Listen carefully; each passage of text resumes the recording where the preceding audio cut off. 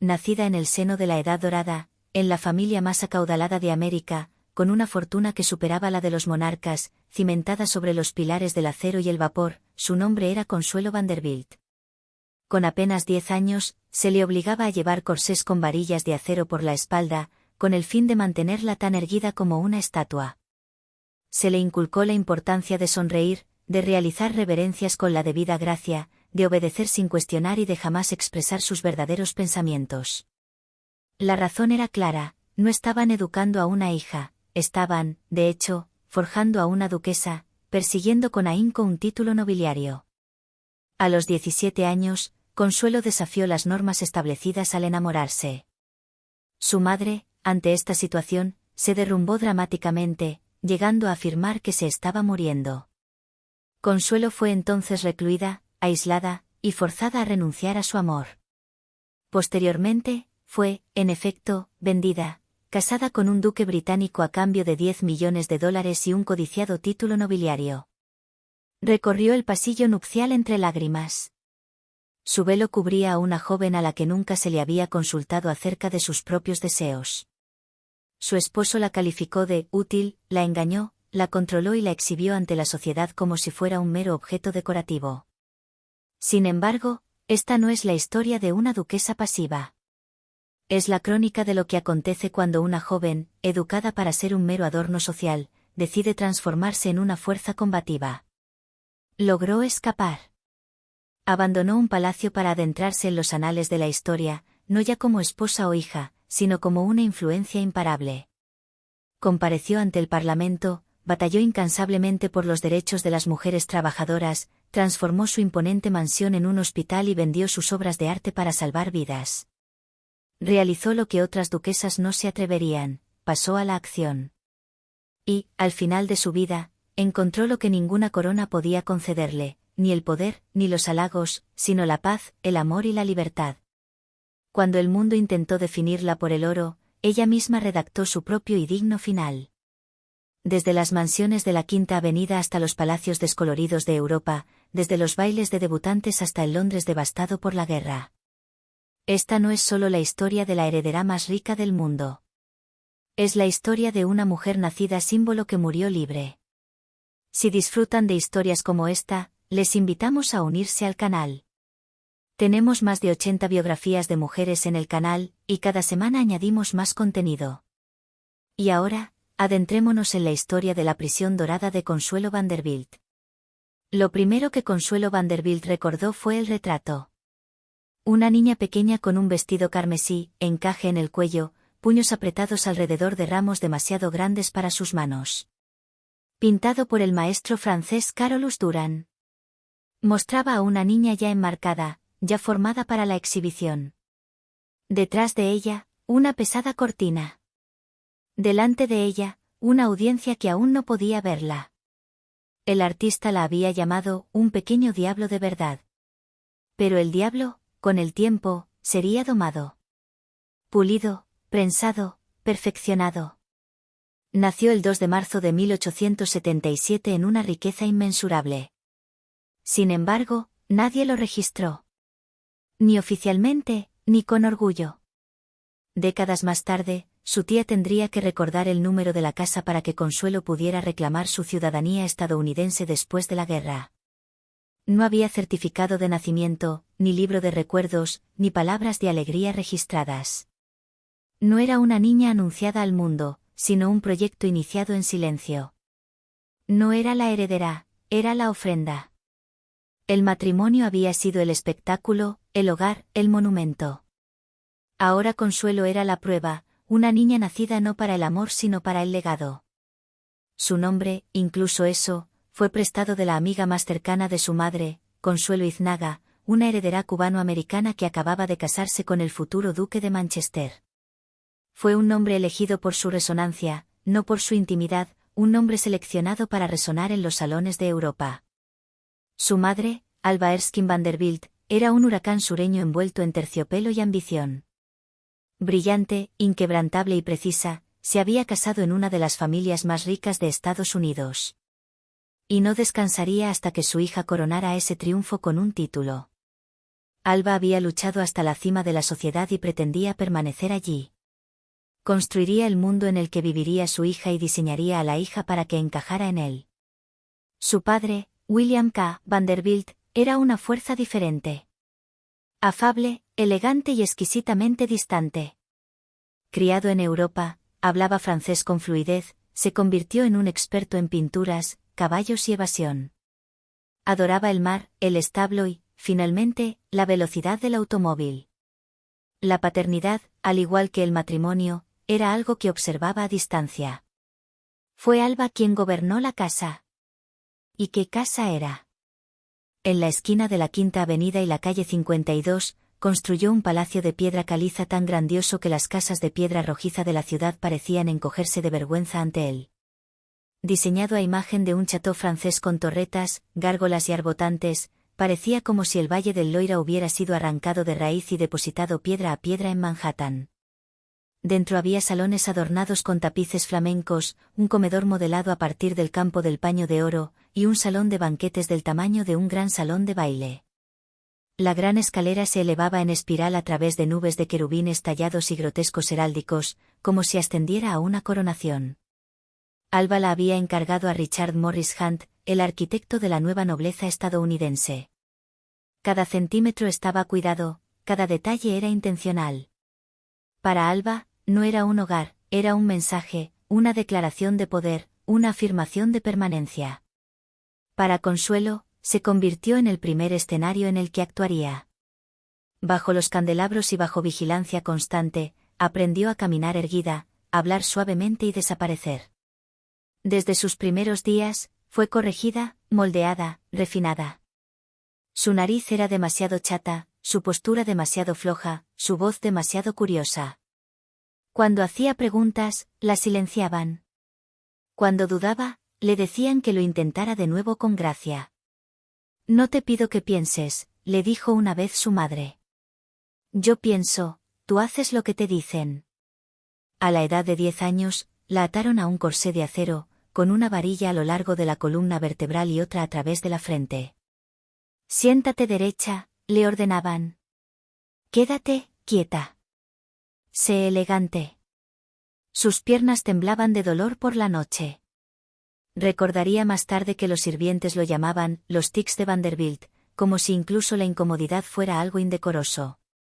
Hubo un tiempo, dijo, en que su madre la azotaba todos los días, un castigo por la postura, por la rebeldía o por nada en absoluto. La ridiculizaban en las cenas, su nariz criticada delante de los invitados.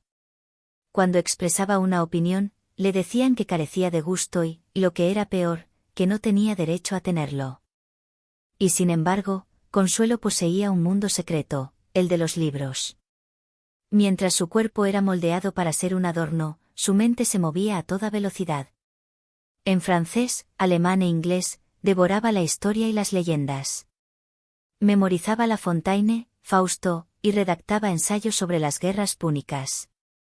Soñaba no con vestidos o invitaciones, sino con Esparta, con Juana de Arco, con héroes denodados que sobrevivían solo con ingenio y voluntad. Admiraba a las mujeres que resistían, a las mujeres que lideraban, a las mujeres que oían voces que nadie más creía. Y por la noche inventaba voces propias, susurrando rebeliones en la tranquila oscuridad. Su hermano menor, Willy, apenas 18 meses menor, era su compañero de juegos. Cabalgaban por el estanque de la finca, perseguían ranas y, en una ocasión, voltearon a su institutriz en el agua, riendo hasta que fueron descubiertos. En casa, los castigaron. Willy lloró. Consuelo no. Esta fue su educación. Otros podrían haberla llamado cruel. A ella le dijeron que era excelente. Aún así, hubo raros destellos de calidez. Su enfermera, Boa, le ofreció lo que nadie más hacía, dulzura. Fue Boa quien la llevó a visitar a la hija de un jardinero, una niña de su misma edad, paralizada, postrada en cama y sin siquiera una muñeca que sostener. Sin perlas, sin retratos, solo quietud. Cuanto le debo a Boa, escribiría Consuelo. De ella aprendí la felicidad que trae ayudar a los demás.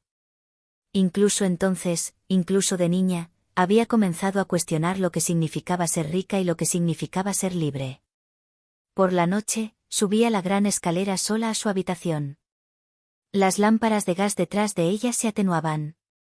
Las paredes parecían suspirar. Las sombras se deslizaban entre los balaustres como manos. Y en ese largo y silencioso ascenso, susurraba la única oración que conocía de memoria: coraje. Dame coraje para llegar a la cima y un día quizás escapar de ella. No la casa, no la familia, sino el destino que esperaba al final del pasillo. Ella estaba creciendo. Eso al menos estaba permitido. A los 12 años, Consuelo Vanderbilt era casi tan alta como su madre, aunque todavía tenía cuidado de no crecer demasiado rápido.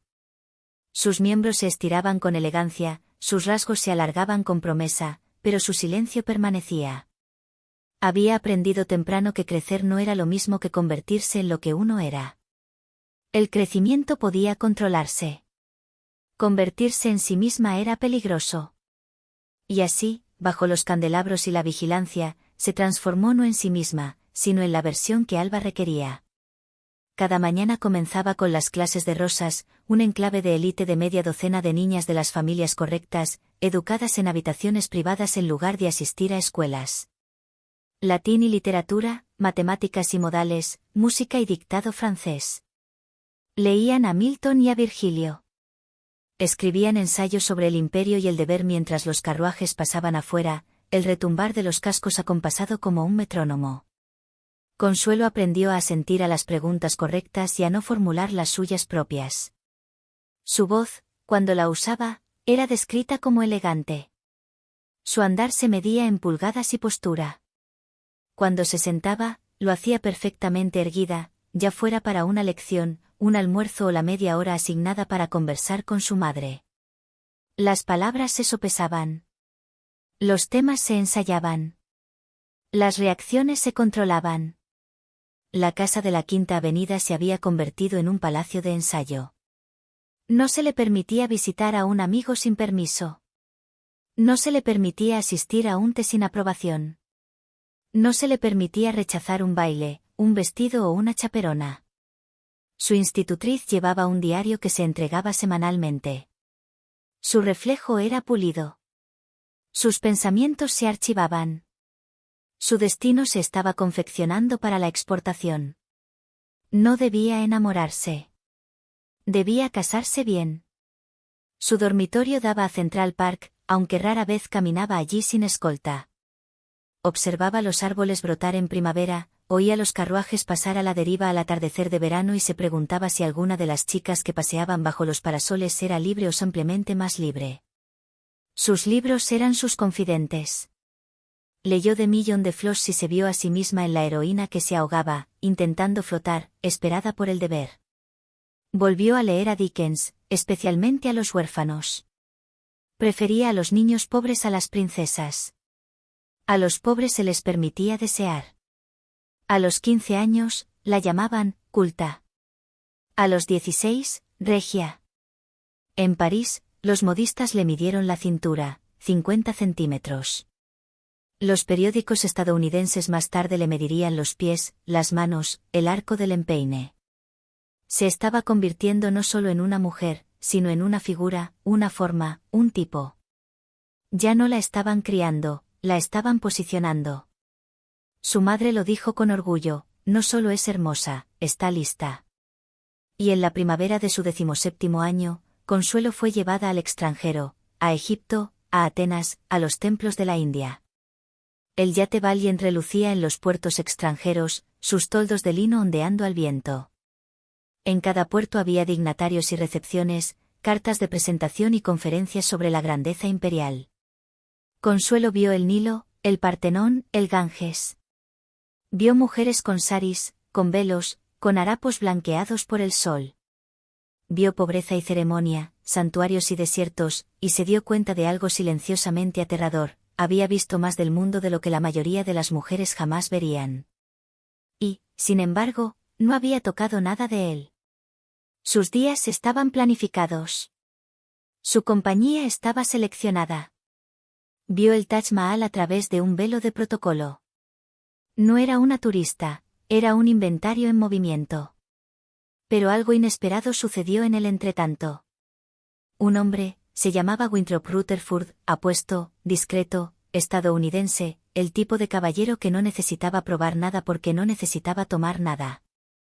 No era un cazafortunas, ni un buscador de títulos, ni un aristócrata europeo endeudado hasta el empapelado.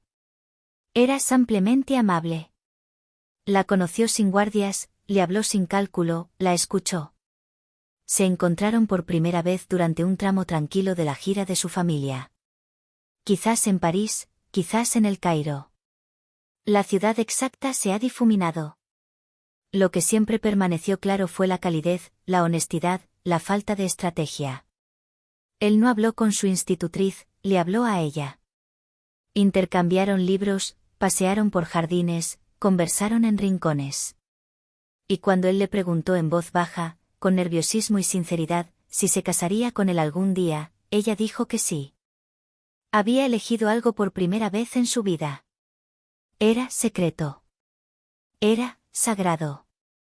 Era suyo. Lo anunciarían pronto, pensó. O se fugarían si era necesario.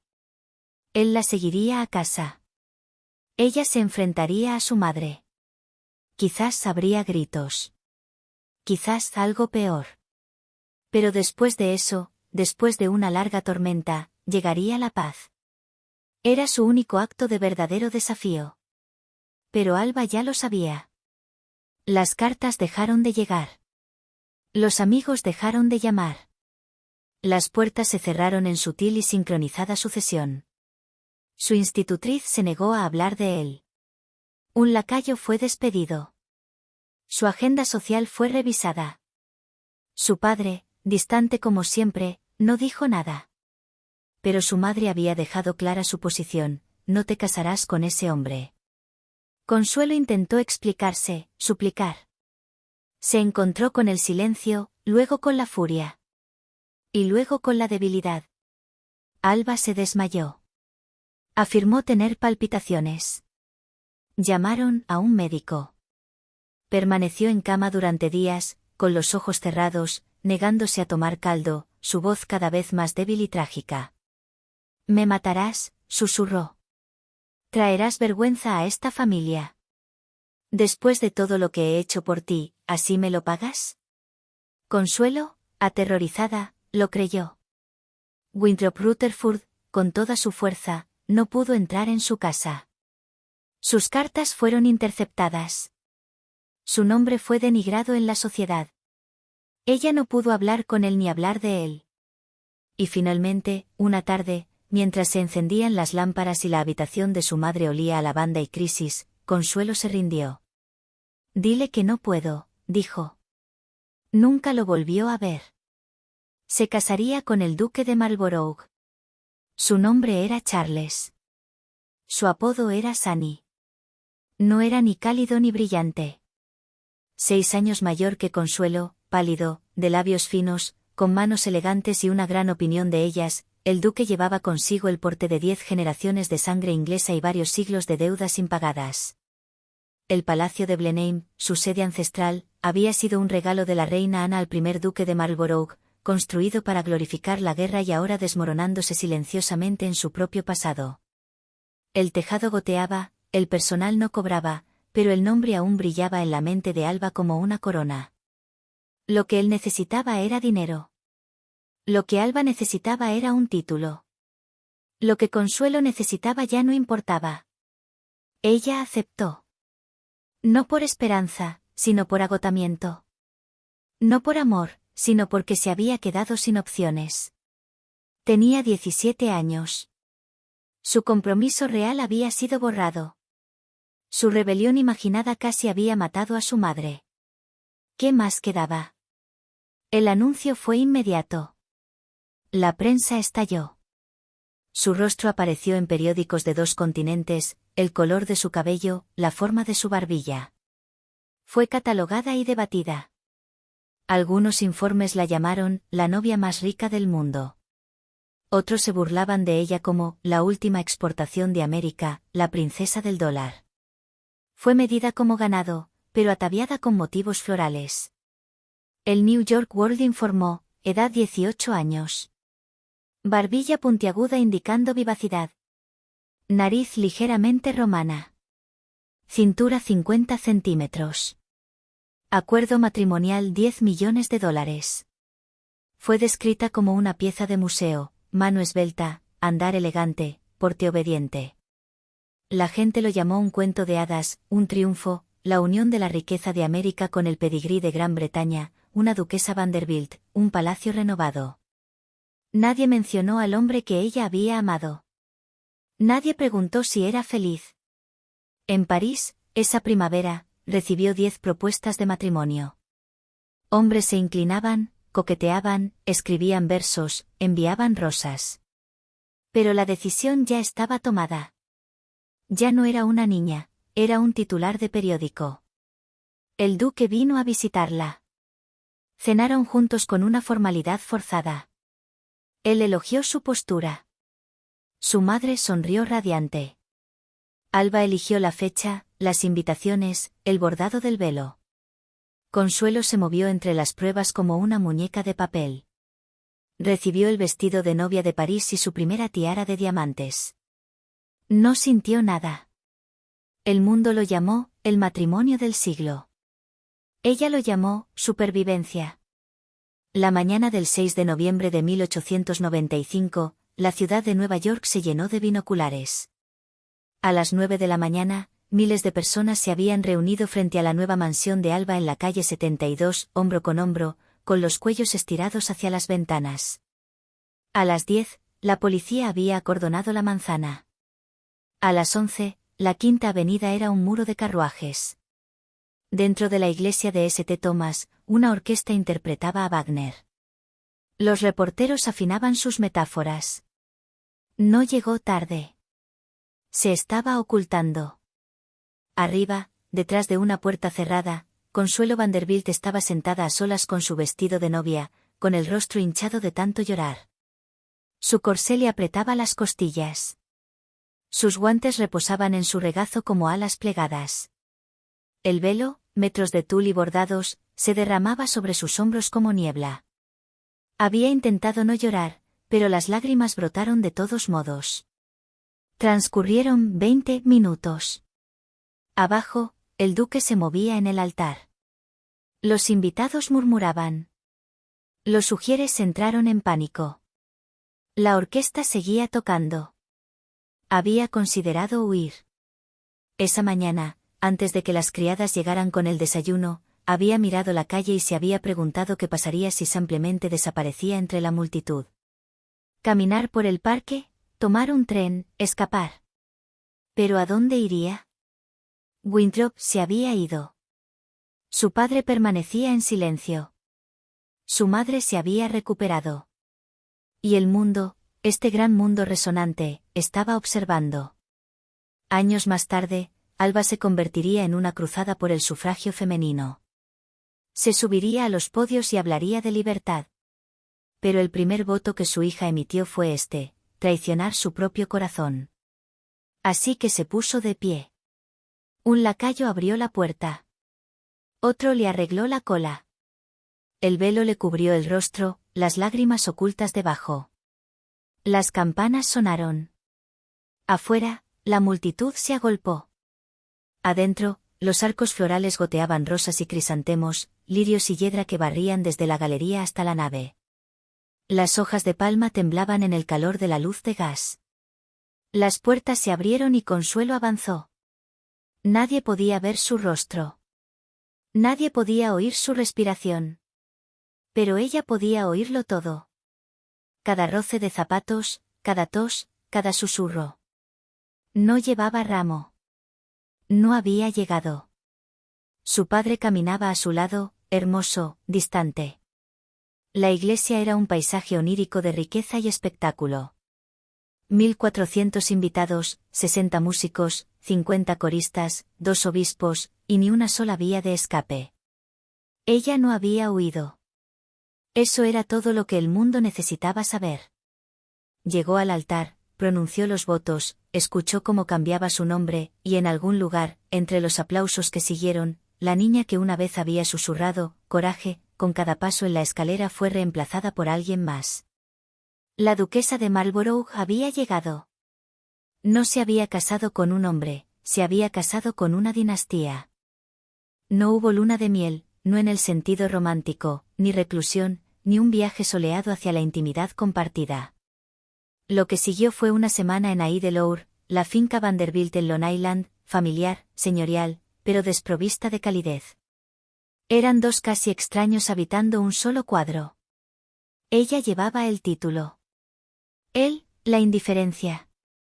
Cenaban en silencio. Tomaban el té y practicaban la cortesía. Por la noche, ella se retiraba sola. Como una niña abandonada, anhelaba a mi familia, escribiría más tarde.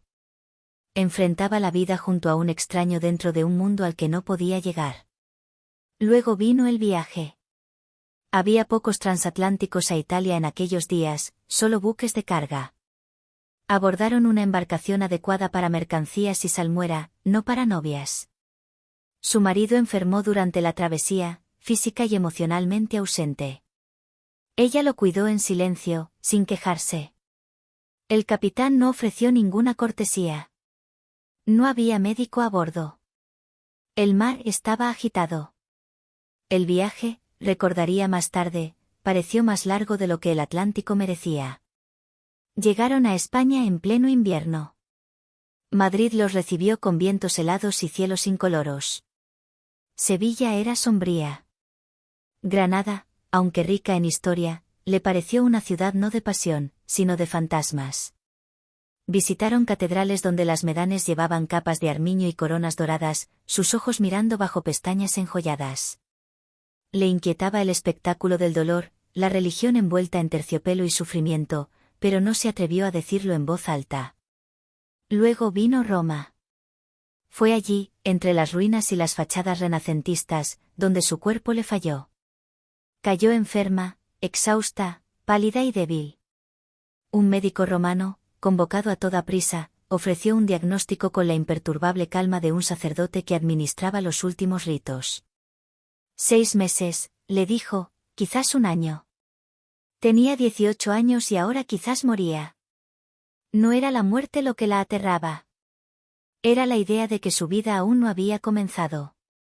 A los 18, escribió, empezaba a impacientarme con el papel impersonal que hasta entonces había desempeñado en mi propia vida. En verdad, la enfermedad remitió. El diagnóstico era erróneo. Un segundo médico lo corrigió, pero la realidad emocional permaneció. Había vivido tanto tiempo en silencio que incluso la muerte le parecía impersonal. Continuaron a París. Allí, en los salones de Worth y Doucet, su ajuar fue completado bajo la supervisión de su marido. Él insistió en la grandeza, no en la gracia. Vestidos de terciopelo rosa ribeteados en marta cibelina. Satén azul con plumas de avestruz. Se seleccionaron joyas. Guantes a juego con los vestidos. Un collar de perro de diamantes tan apretado que le irritaba la garganta. Una tiara tan pesada que le provocaba migrañas. Ella no eligió, cumplió. Se le había dicho que no llamara la atención, pero ahora la estaban transformando en una criatura destinada a ser mirada. Luego, Inglaterra. La llegada a Londres fue tan ceremonial como un acto de Estado, e igual de impersonal, carruajes, una fila de recepción, presentaciones rígidas. Conoció a los parientes de su marido, que también eran sus nuevos jueces. El clan Churchill-Hamilton, como los llamaría. Allí estaba Lady Sarah Wilson, todo ángulos duros y opiniones más ruidosas. Allí estaba Winston, que apenas comenzaba su ascenso político. Lady Randolph Churchill, Jenny Jerome, otra estadounidense que una vez había luchado bajo el peso de los títulos ingleses. Para más información sobre Jenny, su matrimonio con Randolph y su relación con su hijo Winston, por favor, consulten nuestro vídeo en el canal. Durante un tiempo, Jenny resultaría ser una confidente. El resto sonreía cortésmente. Nadie le preguntó si estaba bien. Simplemente la observaron, la evaluaron. No vieron a una chica, sino a una duquesa. No les gustaban los estadounidenses. Nunca les había gustado Jenny, pero sí el dinero estadounidense. Ella no dijo nada, sonrió con gracia, aprendió a desvanecerse dentro de una habitación. Luego vino Blenheim. Entraron por las puertas bajo un arco de piedra. Un portero con librea empolvada los recibió con una vara con pomo de plata. Su nuevo hogar surgió de la niebla como una ruina romana nacida en la Edad de los Reyes. El palacio se alzaba desde los bosques de Oxfordshire como una fortaleza tallada en piedra dorada. Sus ventanas, cientos de ellas, la observaban sin pestañear. Blenheim siempre impresionaba por su inmenso tamaño y belleza, escribiría más tarde. Pero a costa de la intimidad, había sido construido por decreto de la reina Ana, un palacio no de amor, sino de victoria, una recompensa por la guerra. Las habitaciones eran vastas, las escaleras largas, los retratos de duques muertos cubrían los pasillos como recordatorios del deber. Había salones destinados a cientos, chimeneas que rugían en el silencio, una larga galería de libros que nadie leía. Fue llevada a sus aposentos por sirvientes que no la miraban a los ojos. Sus baúles fueron desempacados, su cama preparada. La casa estaba lista. Ella no. Su marido se mantuvo al margen. Era educado, mesurado, reservado. Una vez elogió su postura en el desayuno. Mencionó el clima. Elogió al personal. Había sido criado no para amar, sino para preservar. Nunca la tocó, ni con afecto, ni con intimidad. Compartían cenas, apariciones, obligaciones, no la vida. No había historias compartidas, ni bromas privadas, ni calidez. Había intercambiado una forma de silencio por otra. Aprendió sus deberes rápidamente. Hizo reverencias. Recibió invitados. Cenó con duquesas, lores y embajadores. Fue presentada en la corte. Sus vestidos eran perfectos. Su inglés refinado. Su postura impecable. Se había convertido en lo que se requería. Me convertí, escribiría, en el adorno de una casa construida para el triunfo de otra persona. Fue admirada en público y desatendida en privado. No hubo rebelión, solo había rutina. Fue elogiada por su gracia. Fue admirada por su modestia. Y nadie se dio cuenta de que estaba desapareciendo. Al aire libre, el paisaje ofrecía otro tipo de silencio. Los aldeanos, aunque deferentes, eran humanos. Los niños no sabían cómo hacer una reverencia correctamente. Las ancianas hacían reverencias con rodillas temblorosas. Los hombres se quitaban las gorras, pero sonreían con los ojos. Comenzó a visitar las escuelas, los hospitales, los asilos. Allí hizo preguntas. Y por primera vez en años, alguien le respondió con honestidad. No les importaba la medida de su cintura. No les importaba cuál era su título. Les importaba que viniera, que escuchara, que recordara sus nombres. De vuelta en Blenheim, nada cambió.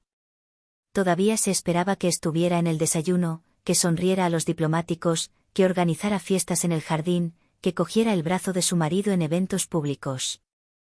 El personal seguía desviando la mirada.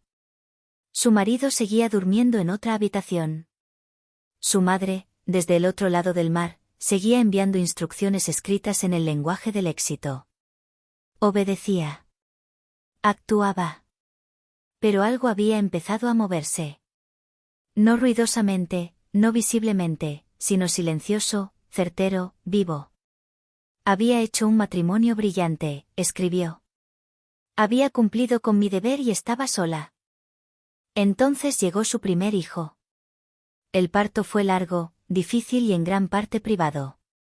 Fue atendida por matronas y médicos, pero su marido permaneció en otra estancia. El palacio estaba en silencio, vigilante, expectante, no por su seguridad, sino por el linaje que ella llevaba. Y cuando el niño finalmente llegó, un niño entero y gimiente, la casa estalló en celebración. No por la madre, sino por el futuro duque de Marlborough. Consuelo yacía en una habitación a oscuras mientras se tocaban campanas en los pueblos de los alrededores. Telegramas volaban a Londres. El personal bebía champán. El duque se permitió una rara sonrisa. La dinastía Spencer-Churchill tenía su heredero. La línea estaba asegurada. Su cuerpo, aún dolorido, fue reconocido brevemente. Había cumplido mi propósito, escribiría más tarde. Les había dado lo que querían. Ella lo llamó John. Él tenía su boca, los ojos del duque y una corona esperándolo. Lo amaba con una intensidad tranquila que la sorprendió. En esa vasta y resonante casa donde cada mirada era controlada y cada palabra medida, él se convirtió en su secreto, una fuente de calor en un palacio de mármol. A su alrededor, Blenheim florecía en movimiento. Campanas repicaban en el pueblo. Se levantaban brindis en la ciudad. Los sirvientes pisaban suavemente como si la realeza hubiera llegado. Pero arriba, detrás de las cortinas, la mujer que lo había dado a luz estaba sentada en silencio, demasiado dolorida para levantarse, demasiado aturdida para hablar, pero no se le permitía abrazarlo como deseaba. Le siguió un segundo hijo, Ivor. Esta vez no hubo pompa. Ni campanas, ni telegramas, ni champán. La dinastía ya tenía su heredero. Este niño era un consuelo, un repuesto, en el lenguaje de la aristocracia. Pero para Consuelo, no era un repuesto. Era suyo. Lo amaba con la misma ferocidad que amaba a John, aunque el mundo le exigía menos, y por lo tanto le permitía un poco más. Lo abrazaba más tiempo, se sentaba junto a su cuna por la noche, le hablaba cuando nadie miraba. Él balbuceaba, sonreía y le envolvía el dedo con la mano. No por un título o un futuro, sino porque ella era cálida y estaba cerca. Y por primera vez, se sintió necesaria. No para Inglaterra, no para Blenheim, sino para alguien que nunca había visto un escudo o una corona. Con Ivor, se me permitió algo más parecido a la maternidad. Pero incluso entonces, las reglas volvieron a imponerse. Llegaron las niñeras. Se reanudaron los horarios. Las paredes entre madre e hijo se reformaron como escarcha sobre el cristal. Y así, ella se adaptó de nuevo. Dio a otros lo que no siempre podía dar a sus hijos. Un refugio para niños huérfanos escondido detrás de una capilla donde niñas delgadas y con ropas raídas la recibían con amplias reverencias poco practicadas. Volvió la semana siguiente. Luego, la semana siguiente, alquiló 2 casas. Las convirtió en talleres de costura, guarderías. Las mujeres trabajaban. Sus hijos eran atendidos. Por la noche, ella les leía oraciones. Nos gusta que la duquesa nos lea, dijo una. Pero siempre nos hace llorar. Algunos clérigos lo aprobaron. Otros susurraron que había ido demasiado lejos, traspasando los límites ornamentales de la caridad para entrar en algo inquietantemente real. Ella los ignoró. De la caridad, pasó a la política. Se unió a la Comisión Nacional sobre la Tasa de Natalidad en Declive, la única laica entre médicos, sacerdotes, economistas y eugenistas. Consuelo no se inmutó. A su lado se sentó la doctora Marie Stubbs, escandalosa, brillante, sin miedo, cuyo libro silenciaba los púlpitos. Consuelo se sentó al final de la mesa, perfectamente erguida, con las manos enguantadas cruzadas en el regazo. Cuando la llamaron, habló en voz baja, pero sin dudar. Describió viviendas superpobladas, bebés desnutridos, madres sin acceso a atención médica. Citó a matronas, inspectores escolares y mujeres que había conocido en los hogares. Uno de los hombres se burló. Otro, un clérigo conocido como el deán sombrío, frunció el ceño. Pero entonces Marie Stubbs se puso de pie. Creo, dijo, que la duquesa de Marlborough es la única persona aquí que habla desde la verdad viva en lugar de la moralidad abstracta. No hubo aplausos, solo silencio. Más tarde, en su diario, Consuelo escribió, nunca esperé ser escuchada, solo ser tenida en cuenta. Ese día fui ambas cosas. Para 1907, la prensa le había dado un nombre, la duquesa trabajadora. Al principio, le pareció incisivo, casi burlón. Pero con el tiempo, se volvió preciso. Si no cálido, al menos veraz. Al otro lado del Atlántico, su madre comenzó a escribir de nuevo. No órdenes, no correcciones, sino reflexiones. Te estás convirtiendo en lo que yo no pude, escribió Alba. Te admiro por ello. No hubo disculpa, pero algo en el espaciado de las palabras se sintió como una liberación para Consuelo. Lo leyó 2 veces, luego lo dobló cuidadosamente y lo colocó en el mismo cajón donde una vez había guardado un sonajero de plata, un abanico de marfil y una carta que la había liberado. Intercambiaban noticias sobre discursos sufragistas y campañas en parques infantiles, sobre madres encarceladas y proyectos de ley de Westminster. Alba describía a mujeres encadenadas a barandillas de hierro frente al Capitolio. Consuelo escribía sobre mujeres cosiendo en silencio tras las puertas de Ensley. No eran cercanas, pero ahora estaban alineadas. En 1908, Consuelo regresó a América, al Hotel Waldorf Astoria, para dar su primer discurso público sobre las necesidades de los niños. 700 invitados llenaron el salón de baile. El coronel George Harvey la animó a seguir adelante. Ella había temido el momento, pero el deber superó al miedo. Había sido anunciada como duquesa. La multitud esperaba las aristocráticas cortesías. En cambio, habló de Ensley Street, de tazas de té agrietadas, de alojamientos superpoblados y de madres que daban té a sus hijos para calmar su hambre.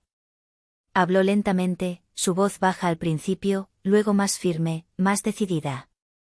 La dignidad no la confiere el título. Se mantiene mediante el reconocimiento. Hubo un momento de silencio al final, luego aplausos, dispersos, luego en aumento, hasta que la sala se llenó de manos y sonido. Su matrimonio había terminado, pero el silencio que había soportado le había enseñado a escuchar, y ahora lo usaba para hacer que otros fueran escuchados. Una vez había sido parte de una historia, ahora estaba comenzando a escribir una. En noviembre de 1913, Sunderland House abrió sus puertas a una lista de invitados cuidadosamente seleccionada, obispos con cuellos rígidos, políticos con zapatos pulcros, damas de sociedad equilibrando quevedos y expectativas. Llegaron esperando té y conversación, un elegante gesto matutino de caridad. Lo que encontraron fue algo completamente diferente. Consuelo Vanderbilt, duquesa de Marlborough, los había convocado no para adular, sino para confrontar.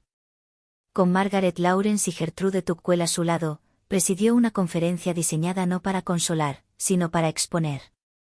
Una por una, 12 mujeres trabajadoras subieron al estrado.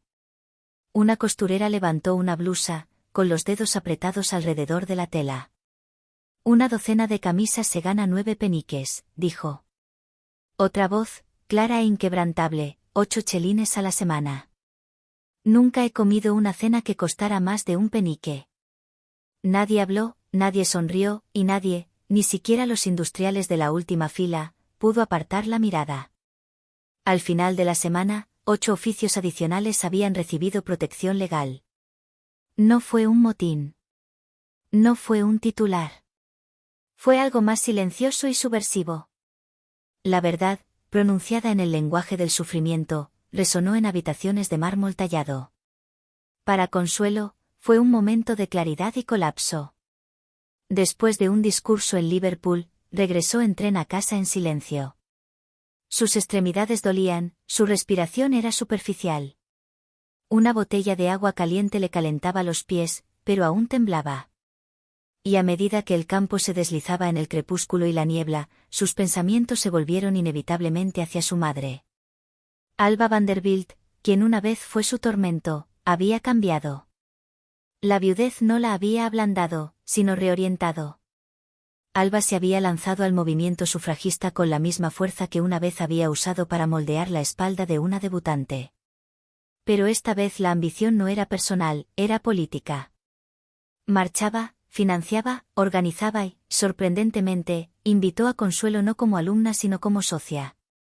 A través de ella, Consuelo conoció a las mujeres que lideraban la carga, Emmeline Pankhurst, feroz bajo el encaje y los huesos, Christabel, con la lengua de fuego y desafiante, la doctora Anna Chow, que una vez había dado a luz y predicado sermones con igual autoridad. Estas mujeres habían sufrido.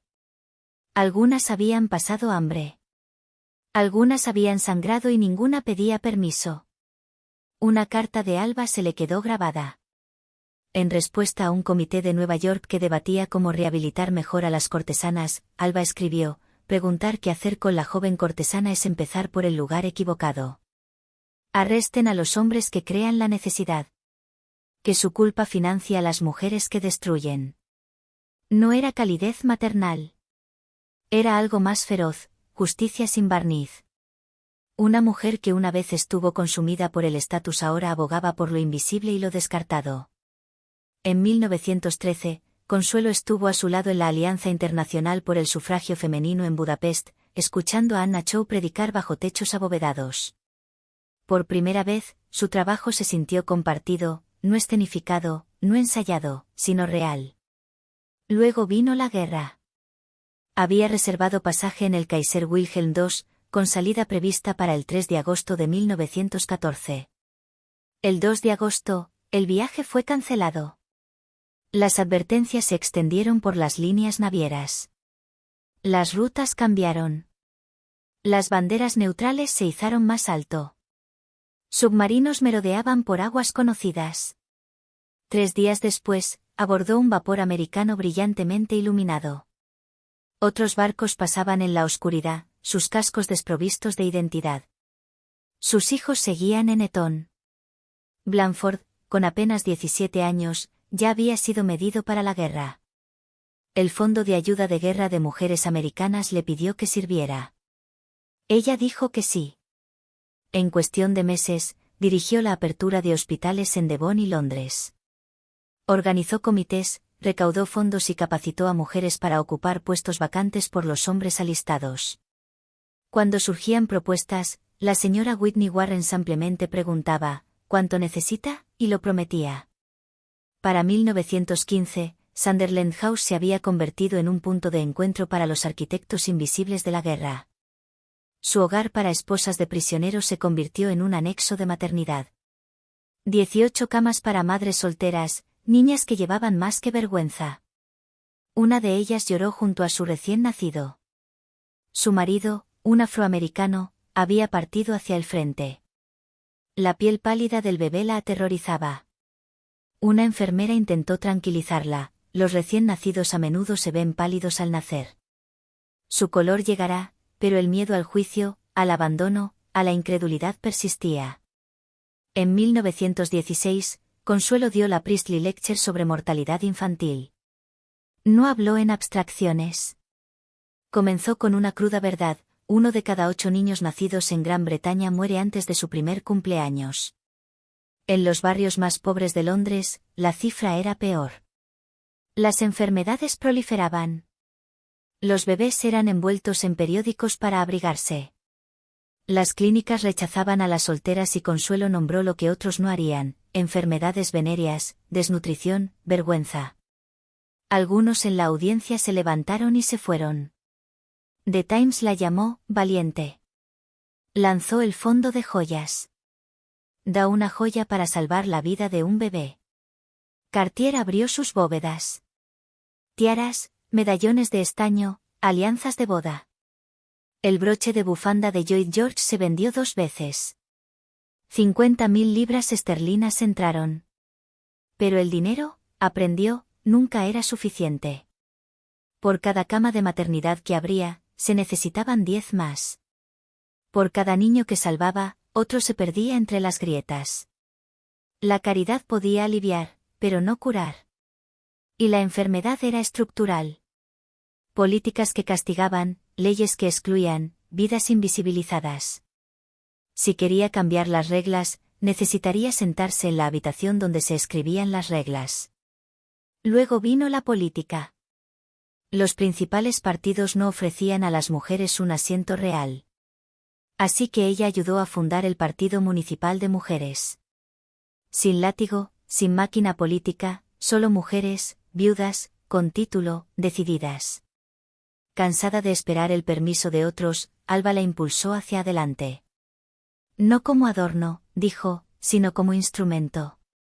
En 1917, Consuelo se presentó al Consejo del Condado de Londres en North Southwark. Deliberaron y luego la eligieron. Ganó de nuevo. En 1919, los niños cantaban en las calles, «Vota, vota, vota por la señora Marlborough». Dentro del Consejo, trabajó en vivienda, calefacción y educación. Caminó por los barrios marginales e invitó al príncipe de Gales a unirse a ella. Él lo hizo. «Ojalá mi madre usara sombreros como los tuyos», le dijo. Pero escuchó. Un conductor descontento, despedido por mal rendimiento, comenzó a difundir rumores de que ella era dueña de viviendas precarias. Era una mentira, pero perjudicial. Ella lo respondió en silencio. Sin negaciones, sin escándalos, solo un viaje en tranvía a su próxima reunión pública, negándose a estar por encima de aquellos a quienes servía. Una noche, notó a un hombre que la seguía por una calle oscura. Su corazón latía con fuerza, su ritmo se aceleró. El suyo también. Pero en su siguiente reunión, cuando se levantó para hablar, él se quedó en el fondo y aplaudió. Un partidario, resultó ser, que solo había querido asegurarse de que llegara a casa sana y salva. Incluso el coraje, al parecer, podía confundirse con el riesgo. Sunderland House se había vuelto fría. Sin calefacción, sin privacidad. 10 doncellas renunciaron. Una murmuró al salir, «Pensé que esto era una casa». «Es un ayuntamiento». En 1918, ella la entregó. El Consejo Interaliado tomó posesión. Arthur Balfour envió sus agradecimientos. Paul Cravat ocupó sus habitaciones. Sus hijos estaban dispersos por el frente. Blanford cabalgaba con la caballería en Francia.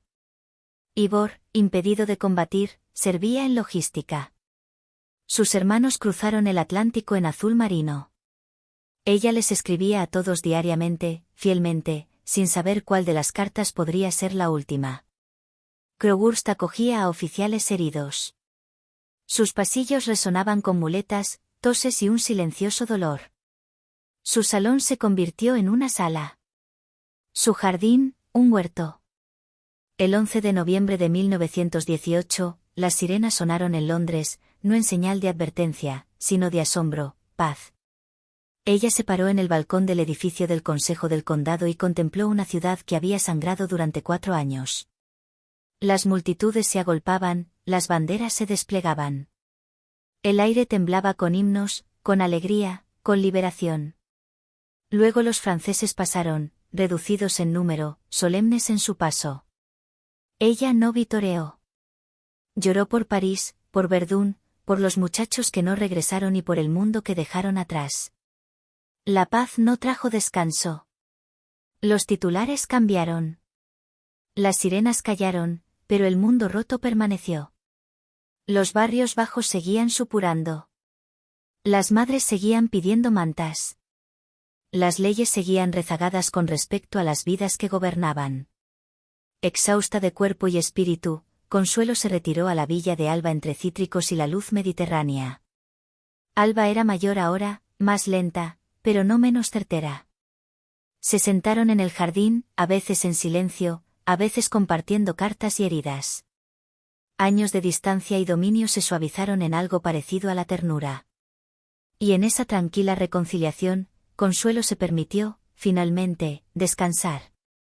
En 1920, Blanford contrajo matrimonio con Lady Mary Cadogan, hija del quinto conde Cadogan. La boda tuvo lugar en St. Margaret's, Westminster, bajo un pálido sol invernal. Los bancos estaban repletos de nombres con título, con los restos destrozados de una generación. Consuelo observó a su hijo, el futuro duque, de pie en el altar, pulcro, sereno y desgarradoramente joven. Ella bendijo el matrimonio, pero mientras Mary tomaba el brazo de su hijo, una sombra pasó, tenue, familiar. Una chica de blanco, una puerta cerrándose silenciosamente. Entonces llegó la carta. Llegó en 1921. Breve, elegante, predecible. Sunny quería el divorcio. Gladys no sería una amante, sería una duquesa.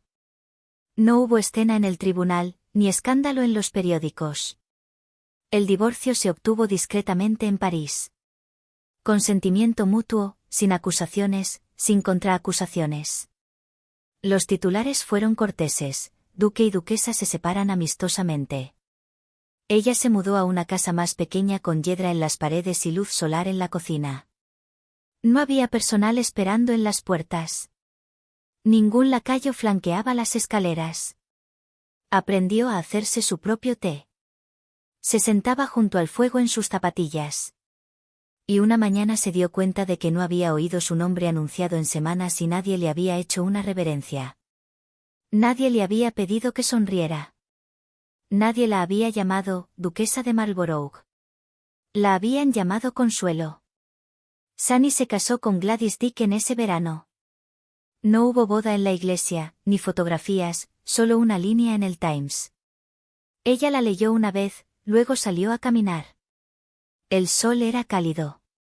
El aire traía el olor a hierba mojada y piedra. Y por primera vez en décadas, caminó sin destino, sin deber, sin guión. Había sido intercambiada por un título. Ahora lo había devuelto, y no lo echaba de menos. El año 1920 estuvo ensombrecido por la tristeza. Su padre, gravemente enfermo, falleció con tranquila dignidad. Consuelo estuvo con él hasta el final. Soportó su sufrimiento sin quejarse. Y cuando el duque de Gramont envió condolencias en nombre del Jockey Club francés, sus palabras fueron sencillas: su muerte será una gran pérdida para el mundo de las carreras francesas. Llegaron cartas de todos los rincones, aristócratas, jinetes, mozos de cuadra, cirujanos. La clínica de París que él había financiado lamentó profundamente su pérdida. Consuelo a menudo había ayudado allí junto a su madrastra. Ahora ayudó a planificar el entierro. Fue enterrado en la cripta familiar de Staten Island. En la casa donde una vez los niños se asomaban a los bailes desde la galería superior, ahora los himnos resonaban a través de puertas cerradas. Pasó largas y tranquilas semanas en la casa de estilo medieval de su madre en Long Island. Alba había contribuido a ganar el voto. Se había convertido en presidenta del Partido Nacional de Mujeres. Pero estaba sola. Consuelo se preparó para empezar de nuevo. Vendió Sunderland House, cedió Portman Square a su hijo, liberó Crowhurst. Cada hogar llevaba su propio recuerdo, cada despedida su propio dolor. Pero ella sabía que era el momento. Sus hijos habían crecido. Blanford felizmente casado. Ivor estudiando en Oxford. Les había dado estabilidad. Ahora necesitaba libertad. Se mudó a la casa de París que su padre le había legado, pero su muerte había puesto fin a la compañía que había esperado. Alba se unió a ella allí, y con su tía Jenny, construyeron algo suave y tranquilo. Esperando los pasos finales del divorcio, Consuelo alquiló una villa cerca de Ece. Viajó a menudo a Inglaterra, pero no esperaba enamorarse. El 4 de julio de 1921, se casó con Jack Balsan en la Capilla Real de la Saboya a las 9 de la mañana para evitar a los reporteros. Fue una ceremonia más tranquila, más cálida.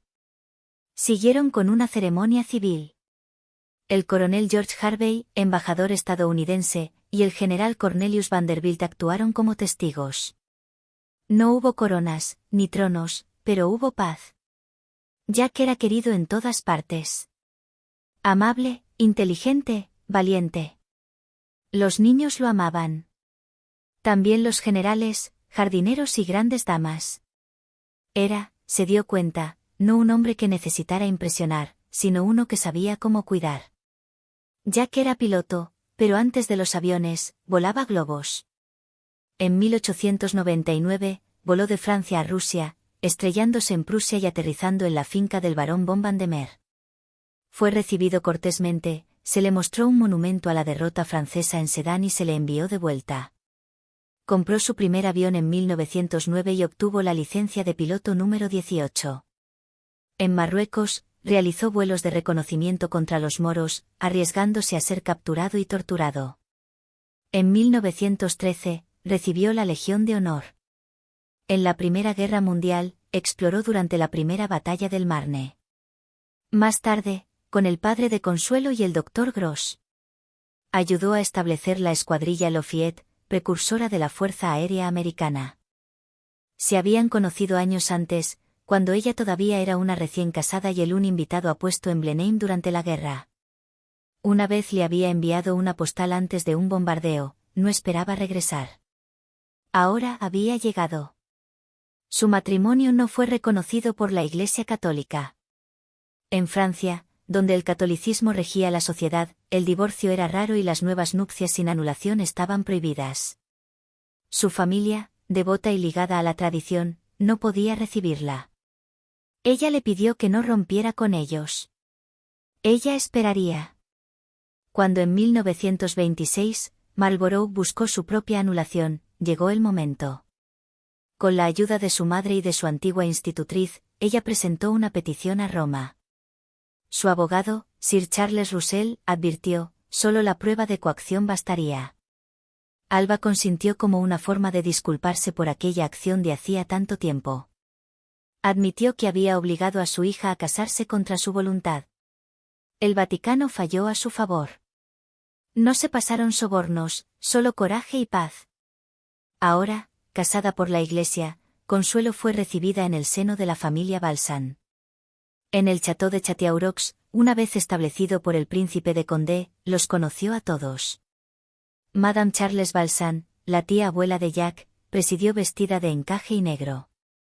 Le ofreció a Consuelo una caja de oro como reliquia familiar. También lo amábamos a él, parecía decir.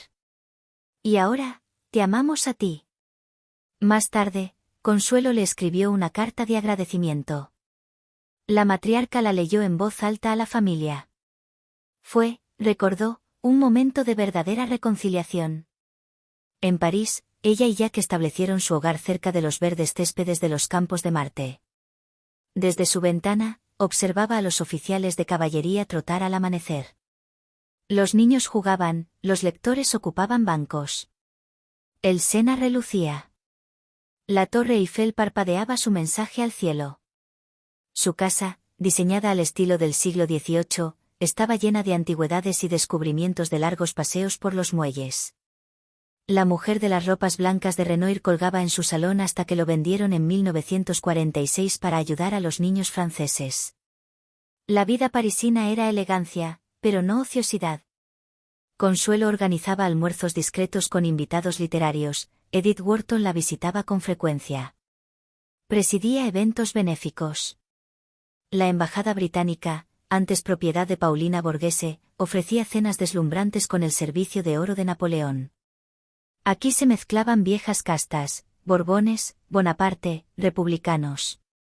Ella lo observaba todo con gracia y una comprensión creciente. En 1926, le pidieron que ayudara a construir un hospital para la clase media.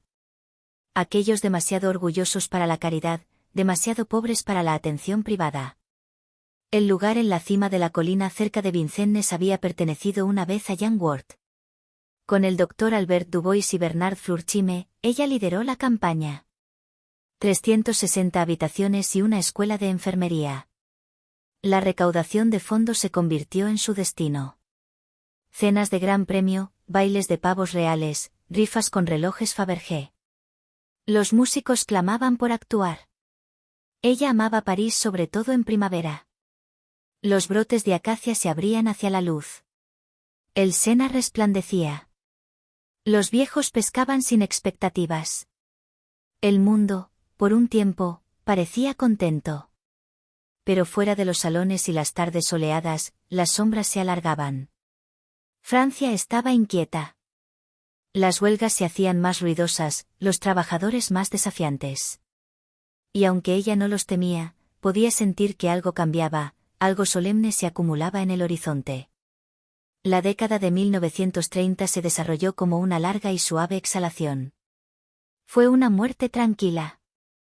Alba Belmont, que una vez fue un huracán envuelto en terciopelo y resolución, se había vuelto serena. Su vista se había desvanecido. Su voz, antaño tan aguda que podía cortar la ambición del aire, ahora solo llegaba en murmullos. En la villa de Nueva York, el mundo se oscureció a su alrededor. Consuelo iba tan a menudo como podía. Ya no había discusiones, ni instrucciones, ni culpas. Hablaban en voz baja o no hablaban en absoluto. A veces, simplemente se sentaban. Dos mujeres que una vez habían compartido una guerra ahora compartían el silencio. El 26 de enero de 1933, su madre falleció mientras dormía. No hubo trompetas, ni banderas sufragistas, solo un breve aviso. Un modesto funeral en la Catedral Americana de París. Maggie Stevenson lo organizó con tacto y devoción. Consuelo vestía de negro. No lloró. No necesitaba hacerlo. El dolor había llegado años antes en las despedidas que le habían dolido más que cualquier fallecimiento. Se sentó cerca del frente.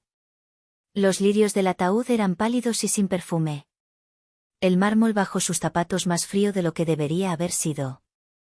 Nadie llamó a Alba villana ese día, ni heroína, solo un nombre, una fecha, una pausa. Pero Consuelo lo sintió.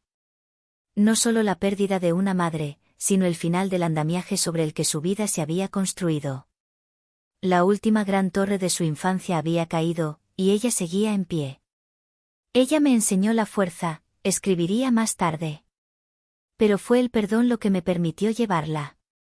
La guerra regresó, no con fanfarria, sino con un susurro. Ella y Jack huyeron de París mientras los alemanes avanzaban, su coche cargado de lo esencial, sus espíritus aligerados solo por la presencia del otro.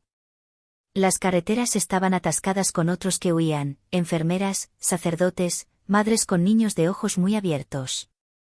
En el chateau de un amigo en La Guarre, hicieron una pausa. El aire era denso de silencio. Por un momento, la guerra se detuvo. Luego cruzaron a América.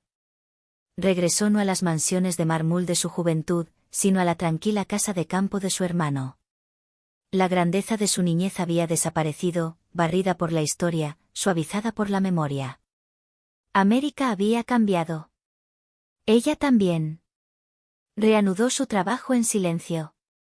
Sin fanfarrias, sin ostentación, solo trabajo de socorro, cartas, paquetes para familias francesas y fondos recaudados para los heridos. En los salones de Nueva York, hablaba sin pretensiones. Lo que hago es poco, dijo una vez, pero también lo es el pan, y aún alimenta a los hambrientos. Cuando terminó la guerra, regresó a Francia.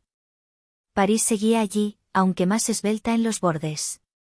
Los céspedes de los campos de Marte se habían vuelto salvajes. La casa estaba limpia pero intacta. Los ecos permanecían, risas de niños, gritos de mercado, amantes susurrando en los umbrales. La Torre Eiffel seguía parpadeando su mensaje al cielo como diciendo, «Estás en casa». Ahora caminaba más despacio, se detenía a saludar a los pescadores junto al Sena, se sentaba más tiempo en los cafés.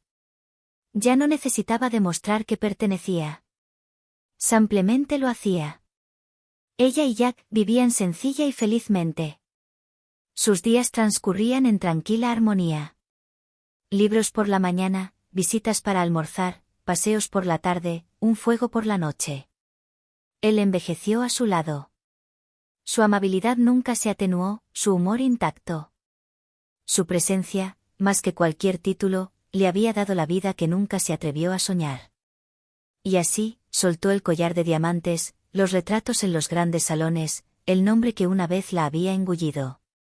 Volvió a ser Consuelo.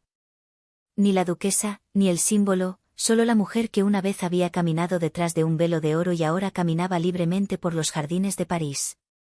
No creo haber sido valiente, escribió una vez, solo que esperé lo suficiente para convertirme en mí misma. Los aplausos se habían desvanecido. Las habitaciones se habían silenciado. Pero ella no había desaparecido. Había llegado. Finalmente, el hospital que ella había financiado fue inaugurado con ceremonia.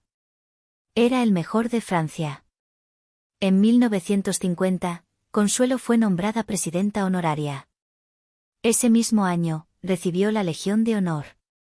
Justin Godard, su aliado de toda la vida, se la entregó personalmente. No había escenario, ni himno. En su casa, delante de la familia, él habló simplemente, luego se volvió hacia Jack. «No tienes ninguna condecoración propia», dijo. «¿Pero puedo pedirte que le pongas la suya?» Recordó Consuelo, tan francés. Y luego, el silencio. Esa tarde, el metal yacía en su estuche de terciopelo sobre la repisa de la chimenea. La casa estaba en silencio. Jack le besó la mano y no dijo nada más. Ella miró hacia los campos de Marte, donde una vez habían marchado soldados y ahora jugaban niños. La caballería se había ido. El ruido se había desvanecido, pero la vida real, había permanecido. Había vivido muchas vidas. Duquesa, filántropa, oradora, exiliada, madre, esposa, mito. Para la década de 1950, Consuelo Vanderbilt Balsan había pasado de las primeras planas a los márgenes, quizás menos visible, pero más plenamente ella misma. Los salones se habían silenciado, las causas se habían adelgazado, los aplausos se habían desvanecido. Pero en ese silencio, algo más fuerte floreció, una sensación de paz. Vogue la llamó una gran dama de París, en 1953. Su nombre aún abría puertas. Su porte aún imponía en las habitaciones. Pero lo que más impresionó a los lectores no fue su elegancia, fue su claridad. Su negativa a adornar. Ese mismo año publicó sus memorias, El brillo y el oro. No fue un escándalo. No fue un grito de relevancia. Fue un ajuste de cuentas, elegante, perceptivo, sobrio. No escribió para impresionar, escribió para reflexionar. Y al hacerlo, se convirtió de sujeto en narradora. Los lectores no conocieron a una duquesa, sino a una mujer que había soportado. Permaneció con Jack en su casa de los campos de Marte. Leían, caminaban, recibían visitas cuando lo deseaban. Su mesa acogía a escritores y diplomáticos, viejos amigos y mentes curiosas. Hablaban de política y poesía, de vidas pasadas y comodidades presentes. Una vez había vivido dentro de un palacio. Ahora vivía dentro de una conversación. Y en esos días tranquilos y sin público, descubrió algo que nunca había conocido en Blenheim, la suave emoción de la paz, no la victoria, no los elogios, solo la paz. Pero el tiempo es un ladrón que no tiene prisa. En 1956, Jack enfermó. Ella lo cuidó con tranquila devoción. El hombre que la había ayudado a recuperarse a sí misma, que la había amado no por su título, sino a pesar de él, se estaba desvaneciendo. Cuando él murió, el mundo apenas se percató. Ella sí. Dejó París y se fue a la costa de Inglaterra. Southampton, una casa más pequeña, un ritmo más lento. Los nietos llenaron las habitaciones. Ella respondía cartas por la mañana, leía a Austen por la tarde. El mundo siguió sin ella. Ella lo permitió. No se estaba escondiendo, se estaba retirando del escenario. En 1964, la neumonía llegó suavemente. No había multitud, ni titulares, solo el silencio de un último aliento en una habitación de su elección, junto a una ventana abierta al mar. Tenía 87 años. Sus cenizas fueron depositadas no en Blenheim, ni en Nueva York, sino en el cementerio de Bladon, a un corto paseo del palacio que una vez la reclamó. Descansa junto a su hijo, no bajo una cúpula, sino bajo los árboles, no en el exilio, ni en la grandeza, sino en su propio y tranquilo regreso a casa, por sangre, por amor, por elección. Durante años, el retrato había colgado en el gran salón de Blenheim. Satén de marfil, postura perfecta, expresión indescifrable, pintado por Sargent, propiedad de la historia. Pero esa mujer en el marco no era la mujer que murió. La mujer que murió había caminado por el fuego. Había sido vendida, silenciada, posada y elogiada. Había perdido una corona y ganado un alma. Había visto la forma de la obediencia y había elegido la libertad. Se había parado bajo un paño de oro y había susurrado, nadie se dio cuenta de que había desaparecido. Pero al final, había reaparecido, no como una duquesa, ni como una reliquia, sino como ella misma. No el brillo, sino el oro.